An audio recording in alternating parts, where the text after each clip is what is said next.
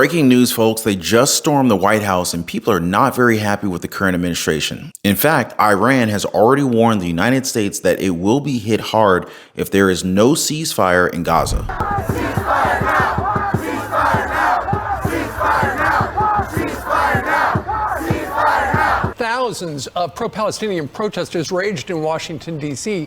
before descending on the White House, smearing the gates with red paint. They estimated at one point the crowd in Washington was 100,000. On Saturday in Washington, D.C., calls for a ceasefire in the Israel-Hamas war grew even louder. No more money for Israel's fight! A protest attracting tens of thousands of people, some holding signs, many others chanting.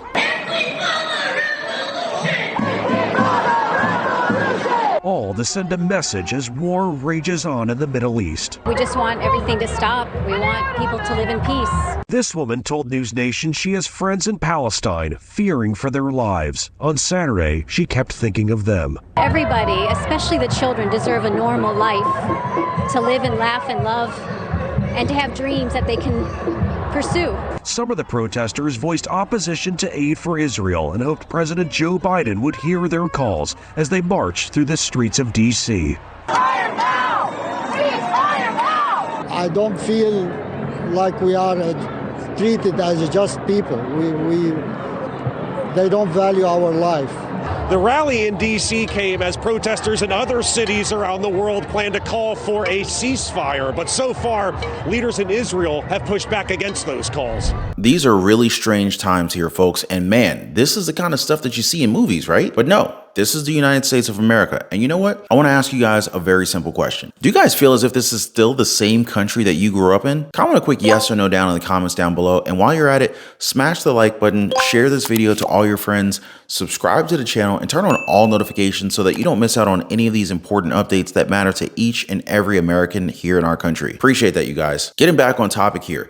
These protests, they actually escalated to a point where protesters climbed up the fences of the White House with Secret Service agents getting attacked as these people were basically just trying to stop people from getting further in. I guess they were really trying to get the attention of President Biden because, I mean, like, how far would one go to get to the president, right? There were tens of thousands of protesters here, and they were chanting that controversial chant from the river to the sea, obviously calling for the elimination of the state of Israel, and they were demanding a ceasefire. Let me show you some fresh images. I just shot these coming in a few moments ago. The red paint, the handprints, the on both sides of the gates here where you come in, still not removed. That picture taken just moments ago, you can see how much it was. And we were outside the White House gates when they were yelling, climbing the fence. Here's a little bit of what we saw. Take a look.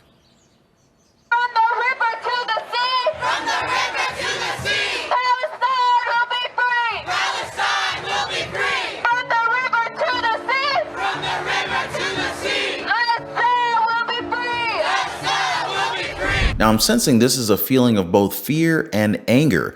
Fear of what might come because of Iran and anger at the Biden administration for helping fund Israel through this war. Now, if you guys remember, Iran has repeatedly warned the United States about the war. And like I said a while ago, this latest one is kind of direct to the point. Their Minister of Defense advised us, and I want to emphasize the word, okay? They're giving us advice about the war in Gaza and that if a ceasefire is not implemented, then the U.S. should prepare to be hit hard. Now, I'm not sure what else he's trying to imply here other than a direct attack, or maybe they're going to go after our infrastructure, something that the FBI has already warned us about, you know? Now, at this point, it could mean absolutely anything, but one thing is certain, it's something that a lot of us will lose sleep on, especially with what's happening recently. Overnight, a dramatic retaliation. The U.S. striking 2 facilities in eastern Syria that the Pentagon says were used by groups linked to Iran.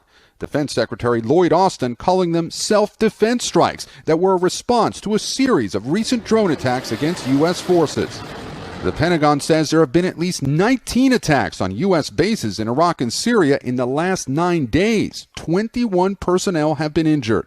These strikes meant to deter Iran, which the U.S. says backs the groups launching the attacks. Austin saying, quote, Iran wants to deny its role in these attacks against our forces. We will not let them. We know that these are Iranian-backed militia groups that are supported by Iran. And of course, we hold Iran responsible for these groups. The new U.S. airstrikes come after President Biden delivered this stark warning to Iran's leader on Wednesday. My warning to the Ayatollah was that if they continue to move against those troops, we will respond, and he should be prepared. Now, some of those protesters say that the war is actually being funded by the United States. I mean, we all know that the Biden administration plans to send billions of US dollars to Israel, and that's why some Americans showed up to try and derail this from advancing, even for just a few minutes. Just to give you an idea, I'm only going to show you a couple of the interruptions. There was a heck of a lot more. Very much. Chair Murray, Vice Chair Collins, distinguished members of the Appropriations Committee, thank you for this opportunity to testify before you today.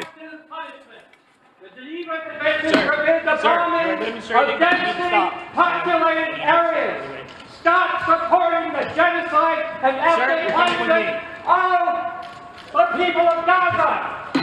Ceasefire now. Save the children of Gaza. Save the children of Gaza. Ceasefire now. Where is your pride, America? We're standing up for our interests and values, not shrinking back. Not in the face of Russia's aggression against Ukraine. Not in the face of an intensifying strategic competition in the Indo-Pacific and around the world.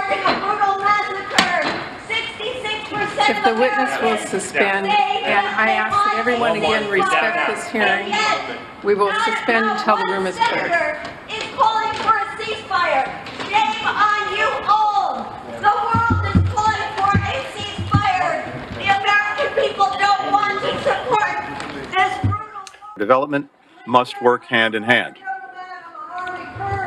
I say no more. Committee will suspend, and again, I appreciate that people feel passionately about these issues. I would ask that you respect our witnesses and our committee members and allow the American people to hear their testimony. We will pause until the room is cleared. 300 people in Gaza, 3,500 kids dead. Come on, I'm an Army colonel, I'm a former diplomat, I resigned on that war in Iraq that you talked about. That was a terrible thing, and what we're doing right now in supporting Israel's genocide of Gaza is a terrible thing too. Blinken got interrupted, I think 5, maybe 6 more times after this, give or take, all right? With every interruption, his face went blank. I mean, it could have been put in a casino tutorial as an example of a poker face. It's like he clocked out for those seconds or even minutes that he was interrupted. It's worth noting that no, he did not address anything that was said to him by these people. But now that we've heard from protesters all calling for a ceasefire and for the US to stop funding Israel, I'd like to hear about what you guys think. I want to remind you that I encourage healthy, opinionated conversations because I understand that we all think differently. But I urge all of you to read and answer as respectfully as you can because not everybody understands where we're coming from. I'm looking forward to you guys' comments down below. And before I go, I want to thank you guys so much for being here, for supporting the channel.